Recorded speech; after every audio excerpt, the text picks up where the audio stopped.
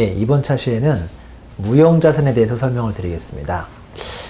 일반적으로 이제 유형자산의 경우에는 중소기업에서도 자주 발생할 수 있고 그런 회계처리인데, 거기에 비해서 무형자산은 그렇게 자주 나오는 회계처리는 아닌 것 같습니다. 그러니까 몇 가지 중요한 회계처리만 배우시면 되고, 그 외에 기타적인 것은 그냥 한번 훑어보는 걸로 충분히 만족할 수 있을 만한 그런 내용인데, 일단은 115페이지에 보는 박스를 보시면 1점의 영업권, 2점의 산업재산권, 3점의 개발비, 4점의 기타 등의 몇 가지 무형자산이 열거가 되어 있습니다. 그 이후에 내주를 한번 보겠습니다. 무형자산은 재화의 생산이나 용역의 제공, 타인에 대한 임대 또는 관리에 사용할 목적으로 기업이 보유하고 있으며 물리적 형체가 없지만 식별 가능하고, 갑자기 철학적인 표현이 나왔죠. 물리적인 형체는 없는데 식별이 가능해야 합니다. 이거 정말 쉬운 일이 아닌데요. 왜냐면 물리적인 형체가 있어버리면 어디로 보내야 하니까요? 유형자산으로 보내야 하거든요. 그러니까 물리적 형체가 없어야 돼요. 기업이 통지하고 있으며 미래 경제적 효익이 있는 비화폐성 자산을 말하며, 무형자산 중 별도 표시하는 소분류 항목의 예는 다음과 같다라고 해서 박스에는 무형자산의 예시인 영업권, 산업재산권, 개발비, 기타가 나와 있습니다. 이거 참 읽으면 읽을수록 무형자산이 쉽지 않구나라는 걸 제가 지금 체득하고 있는데, 자, 일단 무형자산 여부를 떠나서요, 혹시 자산의 정의를 아십니까? 자산의 정의. 자산의 정의는 세 가지가 있습니다. 세 가지를 당연히 AND 요건으로 모두 다 만족을 해야 하고요. 자산을 아시려면 과거, 현재, 미래를 두루두루 아셔야 합니다. 자, 과거.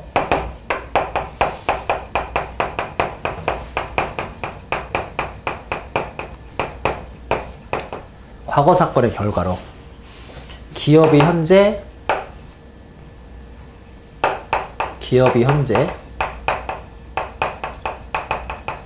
보유하거나 통제 중이고,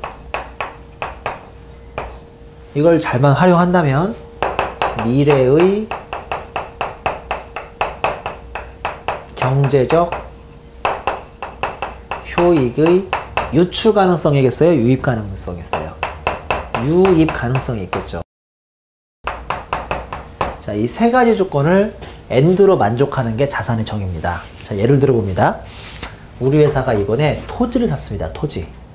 토지는 당연히 자산인 거 알고 있죠. 근데 이 공식에 집어넣으면 토지를 샀다는 것은 과거 사건의 결과, 즉 과거의 양도자하고 내 양수자가 계약서도 쓰고 아니면 계약금, 중도금, 잔금을 지급받았고요. 지급했고, 자, 기업이 현재 보유 통제 중입니까?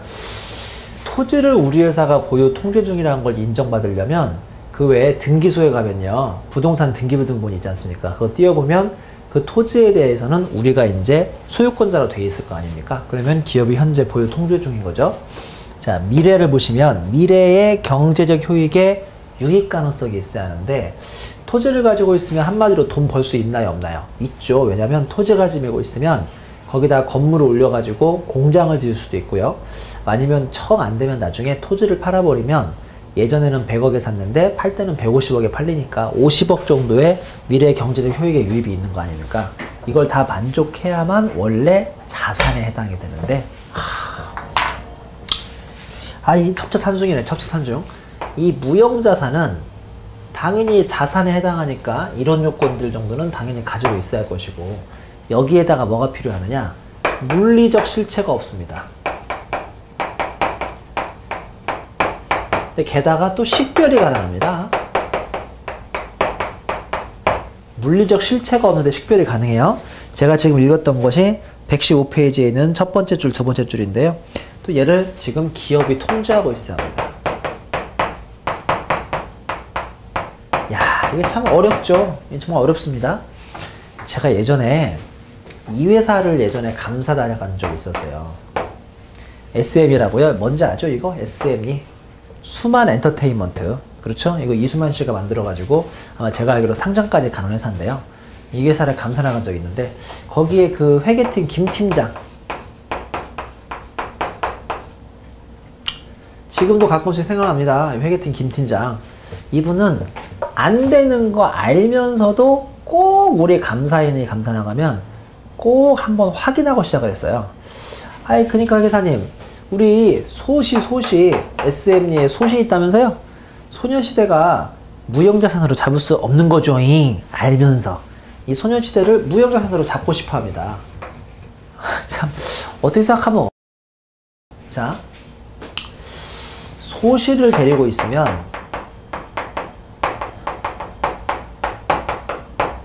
식별이 가능합니까? 불가능합니까? 식별 가능하잖아요.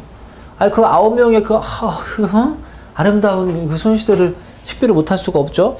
제시칸가가 최근에 뭐 탈퇴했다고 하던데 그럼 8명인가요? 아무튼 식별이 가능하죠. 그 다음에 기업이 통제하고 있습니까? 없습니까? 있죠. 왜? 다 아시잖아요. 그 뭐더라? 숙소 같은 거 마련해 가지고 그 어릴 때부터 계속 연습생을 막 5년, 6년, 7년 막 키워오잖아요. 그리고 이제 실제로 데뷔하면 함부로 뭐 바깥 사생활 하다가 뭐 문제 생길 수 있으니까 숙소 같은 거 생활하는 경우도 많이 있죠. 이런 식으로 기업이 부여 통제하고 있습니다. 미래의 경제적 효익의 유익 가능성이 있습니까? 없습니까? 당연히 있습니다. 제가 알기로 요새 가수들은 그 한 번에 쭉 활동하는 게 아니라 신곡 내고 몇 달 했다가 또 쉬고 또 신곡 내고 몇 달 했다가 또 쉬고 그러잖아요. 제가 알기로 소시가 컴백을 해서 한 달 동안 열심히 활동을 하면 그 한 달 동안만 매출액이 한 100억 나온다는 얘기를 들었거든요. 왜냐면 이것저것 광고도 찍고 여러 가지 할 테니까. 그러니까 얘네들이 미래 경제 효익의 유익 가능성이 있는 건 너무 당연합니다. 그러니까 어찌 보면 이 김 팀장의 소시를 무형자산 잡자고 하는 것도 아주 그냥 말도 안 되는 주장은 아닌 거죠. 근데 제가 지금 말한 것 중에 아주 중요한 거 하나가 지금 불만족입니까? 뭐죠? 요거죠. 기업이 보유 통제하고 있어야 한다는 게 만족을 할 수가 없죠. 왜냐하면 사람은 두 발 달린 짐승이기 때문에 어디든지 튀어 올라갈 수가 있습니다. 자, 더 쉽게 설명드리자면 혹시나 이 강의를 듣는 사람들이 그 엄마 아빠, 그러니까 엄마 아빠여서 애들이 있다고 가정하면요. 아시죠? 우리 어머니 아버님들 애들 통제할 수 있습니까? 없습니까? 그 품 안에 있을 때나 그 내가 품 안에 자식이지 애기들은 통제하기가 되게 힘듭니다. 왜냐면 사람은 언제든지 자기가 원하는 그 의지가 있기 때문에 우리가 함부로 통제할 수가 없습니다. 왜 그래서 과거에 뭐죠? 노예계약이라고 해서 왜 그 엔터테인먼트 사가 밑에 들어오는 이제 발굴한 신입 가수한테 적어도 뭐 한 5년 동안 있어야 하고 뭐 5년 동안 뭐 판을 몇 장을 내야 한다 이런 것들 계속 노예계약을 해오다 보니까 나중에 이제 그 만약에 법원까지 간다면 이 기업이 통제할 수 없다. 즉 결론적으로 그 소녀시대 같은 애들의 그 걸그룹 보이그룹의 멤버들이 승소하는 경우로 판결이 많이 나옵니다. 동방신기도 그랬고요. 그러다 보니까 얘네들 자체는 통제를 못한다고 생각하시면 훨씬 쉬우실 것 같습니다. 제가 꼭 이 무형자산을 강의할 때 이렇게 소녀시대의 사례를 들어드리는데 얘네들이 워낙 소중해서 그런 것도 있고요. 소녀시대를 통해서 과연 이런 게 무슨 말인지를 하나씩 대입해보면 이게 쉽게 풀리죠. 제가 그래서 이제 민망하니까 그 김 팀장님한테 꼭 끝나면 이러죠. 아시겠지만 얘네들을 무형자산 잡는 건 너무 힘듭니다. 청원하시면 재고 잡든지 재고, 뭐 재고 잡으라고 농담처럼 얘기하는데 무형자산은 쉽게 잡히지는 않습니다. 자, 넘겨보시면 116페이지에 세 번째 줄부터 읽어보겠습니다. 미래의 경제적 효익을 창출하기 위하여 발생한 지출이라도 무형자산의 인식기준을 충족하지 못하면 무형자산으로 인식할 수 없다. 그러한 지출은 대부분 내부적으로 영업권을 창출하지만 내부적으로 창출한 영업권은 원가를 신뢰성 있게 측정할 수 없을 뿐만 아니라 기업이 통제하고 있는 식별 가능한 자원도 아니기 때문에 자산으로 인식하지 아니한다. 한마디로 내부적으로 창출한 영업권은 중요하지 않다는 소리예요. 이거는 자산으로 인정이 안 됩니다. 116페이지의 참고 박스를 보시겠습니다. 기간 비용으로 처리해야 하는 항목이라고 해서요. 내용을 쭉 볼게요. 다음의 항목들은 미래의 경제적 효익을 가져올 수 있는 지출이 발생하였더라도 인식기준을 충족하는 무형자산이나 다른 자산을 획득하거나 창출하지 못한다면 그 지출은 발생한 기간의 비용으로 인식한다. 발생한 기간의 비용으로 인식하는 지출의 예는 다음과 같다. 동그라미 1번 법적 실체를 설립하는데 발생하는 법적 비용과 같은 창업비. 창업비 같은 게 요새는 이런 개념 자체가 사라졌는데 그냥 기간 비용입니다. 자산 잡으시면 안 됩니다. 2번 새로운 시설이나 사업을 개시할 때 발생하는 개업비. 개업비 마찬가지고요. 3번 새로운 영업을 시작하거나 새로운 제품 또는 공정을 시작하기 위하여 발생하는 지출 등과 같은 사업 개시 비용. 4번 교육 훈련을 위한 지출비. 5번 광고 또는 판매 촉진 활동을 위한 지출. 6번 회사의 전부 또는 일부 이전이나 조직 개편에 관련된 지출. 7번 연구 단계의 활동을 위한 지출. 8번 내부적으로 창출한 브랜드, 고객 목록 또는 이와 유사한 항목에 대한 지출은 싹 다 자산을 잡을 수 있는 게 아니고 다 기간 비용을 처리해야 하는 항목들이니까요. 한 번 정도 확인해 보시기 바랍니다. 자, 양가로 2번으로 내려오시면 항목의 의미라고 해서 반가로 1번에 영어권이 있죠. 내용을 좀 간단히 보자면 합병, 영업 양수 및 전세권 취득의 경우에는 유상으로 취득한 것으로 한다. 즉 매수 원가 중 매수일 현재 피매수회사로부터 취득한 식별 가능한 순자산의 공정가액에 대한 매수회사의 지분율을 초과하는 부분을 말한다 라고 되어 있습니다. 그냥 쉽게 좀 설명할게요. 쉽게.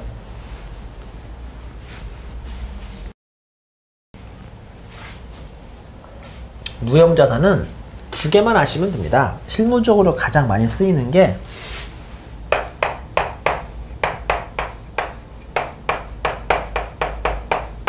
영업권이고 또 하나는 개발비거든요.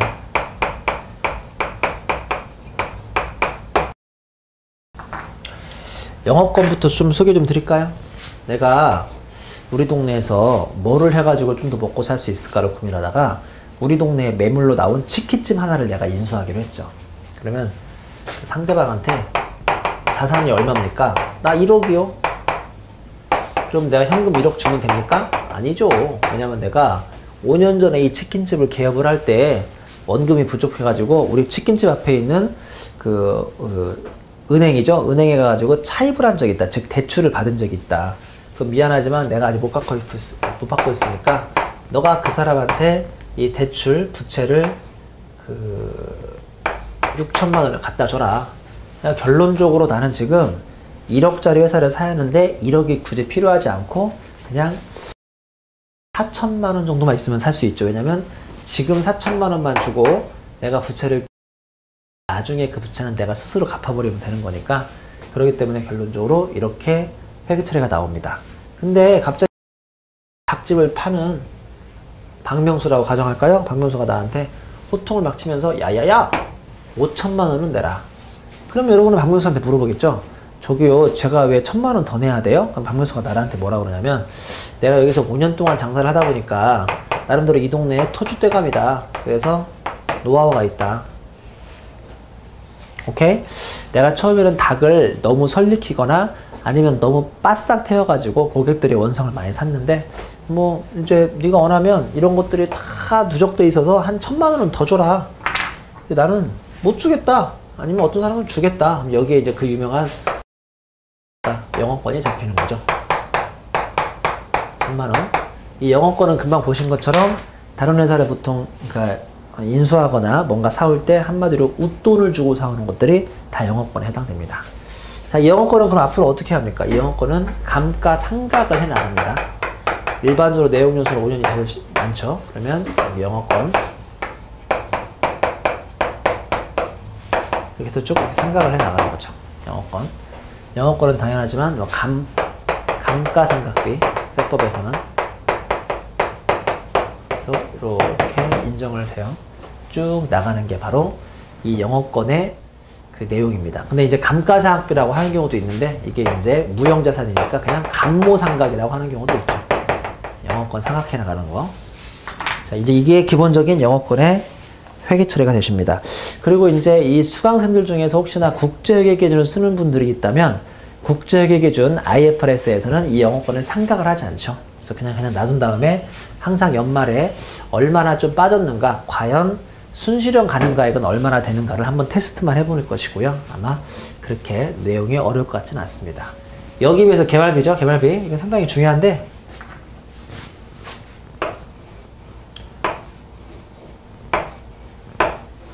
여러분 회사에 이런 데 있어요? 없어요? 그러니까 한마디로 전담연구소죠. 전담연구소. 1년 내내 10명의 연구소 직원들한테 1000만원? 1억 1억씩 급여를 지급했다고 가정합니다. 그러면 연중에 현금이 10억이 나가고 여기에 일단은 급여가 10억이 나갑니다. 근데 우리 사장님이 이렇게 하지 말재요. 왜냐면 개발비가 있으면 급여가 10억 나갔겠지만 10억을 이렇게 까버리고 없애버리고 여기다가 뭐를 잡으면 되는 겁니까? 이거 첫 번째, 이 사람들이 자산성이 있다고 생각하시면 경상개발비가 아니라 개발비를 잡으시면 돼요. 근데 이제 이분들이 왠지 좀 급여 성격이라서 자신이 없다. 그러면 개발비를 잡는 게 아니라 경상연구개발비를 잡죠.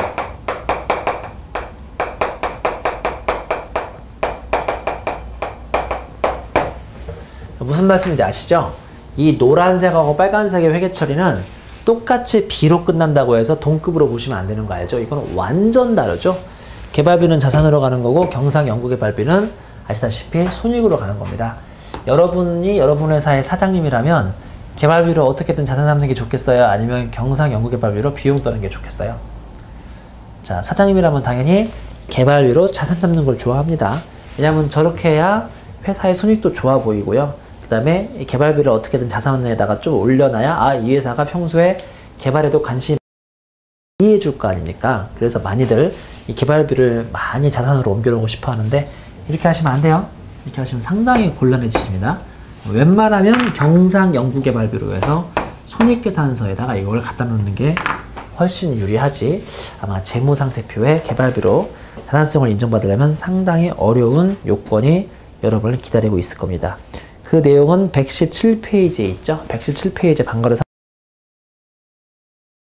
연구 단계와 개발 단계에서 발생한 지출은 발생한 회계연도의 판매비와 관리비로 인식한다. 다만 개발 단계에서 발생한 지출이 6조 3항 1호의 자산의 정의와 같은 조 4항 1호 자산의 인식 조건을 모두 충족한다면 무형자산의 개발비로 인식한다. 이때 개발 단계에서 발생한 지출이 다음의 요건을 모두 충족한다면 자산의 정의와 인식 조건을 충족한다고 본다. 1. 개발 단계에서 발생한 지출을 신뢰성 있게, 즉 연구소에 있는 직원들이 다 때로 그 일을 했다고 하면 안 되니까 누구가 몇 월 며칠부터 몇 월 며칠까지 신뢰성 있게 이런 것들을 측정할 수 있어야 하고요. 그 다음에 동그라미 2번 무형자산을 완성시킬 수 있는 기술의 실현 가능성. 이야, 이게 쉬운 일이 아니네요. 실현 가능성. 3번 무형자산 또는 이를 사용한 제품 용역, 시장의 존재, 내부적으로 사용되는 경우에 유용성 제시. 어렵죠. 이걸 다 제시해야만 인정된다는 소리입니다. 마지막으로 4번에 무형자산의 개발 완료, 사용, 판매하는 데 필요한 자원을 충분히 확보하고 있다는 사실을 제시할 수 있다. 뭐 이런 것들을 좀 중점적으로 다룰 수만 있다면 연구비로 떨어질, 비용으로 떨어질 것을 개발비로 자산으로 올릴 수 있으니까 한 번 정도 반드시 확인해 보시기 바랍니다. 그 118페이지의 3번에는 무형자산의 회계처리, 무형자산 사각비의 회계처리 방법이 있는데 기본적으로 법인세법하고 그 유형자산하고 매우 유사하게 처리하시면 되죠. 그 양가로 1번의 비용배분 같은 경우도 5장의 유형자산 로마자 2번에 뭐 2점에 있다라고 이걸 참고하라고 한 거 보면 이제 말씀드린 것처럼 무형자산의 회계처리 방법이 다른 일반적인 유형자산하고 특별히 어렵거나 다를 것도 실은 없습니다. 똑같이 다 일맥상통하는 세법의 내용이니까. 자, 120페이지 로마자 2번으로 갑니다.